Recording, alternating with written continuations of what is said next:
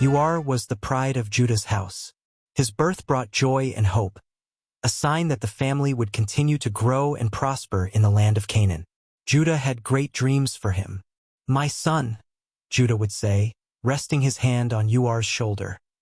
"One day all of this will be yours. You will carry the name of our family forward, and God's promises will live on through you." Uar would nod, but inside, he felt no reverence for the God of his fathers. He had grown up hearing the stories of how the Lord delivered his ancestors, how Jacob wrestled with God, how the God of heaven had blessed Abraham and Isaac. But to Uar, these stories were distant and lifeless.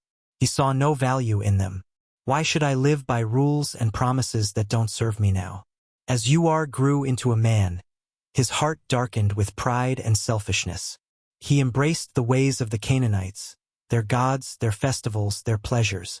His choices grew reckless, his heart colder with every passing year. His father, Judah, noticed the change. One evening, Judah confronted him by the fire. "You are my son," he began, his voice heavy with concern. "You've drifted far from the path of our God. I see it in your eyes, in the way you live. Don't be fooled by these fleeting pleasures. They lead only to destruction." Uar scoffed. "The path of your God? That path is slow and burdensome. I'm not interested in waiting for promises that may never come. I'm building my life the way I want it." His voice was sharp, defiant. Judah's eyes filled with sadness. "My son, you don't understand. Our God is patient, but he is also just. Turn back now before it's too late." But Uar stood, shaking his head. "I don't need saving, father. I'm not a child. I know what I'm doing."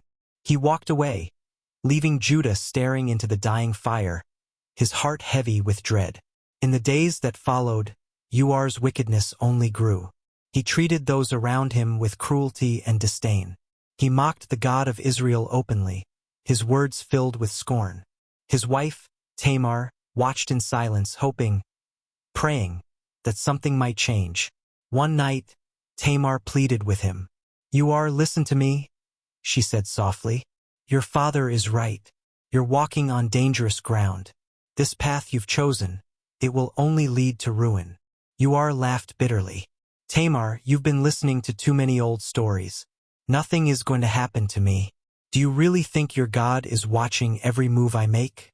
If he's so powerful, why hasn't he stopped me already?" Tamar's eyes filled with tears. "Please," she whispered. "It's not too late. You can turn back. You can make things right." But Uar turned away, dismissing her words like a fleeting wind. He was too far gone. His heart was hardened, and nothing, not his father's warnings, not Tamar's love, could reach him anymore. Then, without warning, it happened. It was an ordinary day, like any other. Uar was walking through the camp, his mind filled with thoughts of his next plan, when suddenly his breath caught in his throat. His body seized, his heart stopped. There were no signs, no cries of help. Only silence as Uar fell to the ground, lifeless. Panic spread through the camp. Tamar ran to him, her voice breaking in anguish. "Uar, Uar, wake up!" But there was no response. Judah rushed to his son's side, his eyes wide with shock. "Uar!" he cried, shaking him, his voice trembling with desperation. But deep down, Judah knew, this was not the work of men. This was the judgment of God.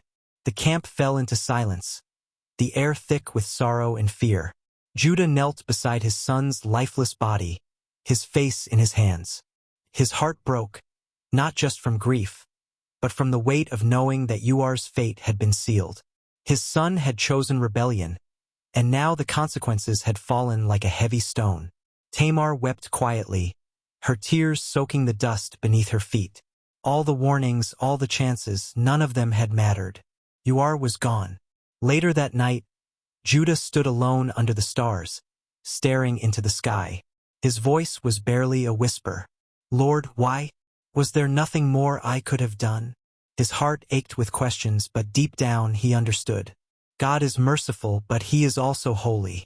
Uar had made his choice, and no one can escape the eyes of the Lord. Uar's story spread quickly. His death wasn't just a tragedy, it was a warning. People spoke of him in hushed tones, telling their children, "Remember you are." He had everything, yet he turned away from God. Don't make the same mistake. Tamar was left a widow, her future uncertain. According to the law, Onan was required to marry her and provide an heir for Uar. But Onan had no intention of honoring his duty, and he too would face the judgment of God. Uar's life became a lesson, a reminder that no one is beyond God's reach. Rebellion may seem sweet for a moment, but it always leads to destruction. God is patient, but he will not be mocked forever. For those willing to listen, Uar's story is also a call to turn back while there is still time. God's justice is real, but so is his mercy. It's never too late until it is.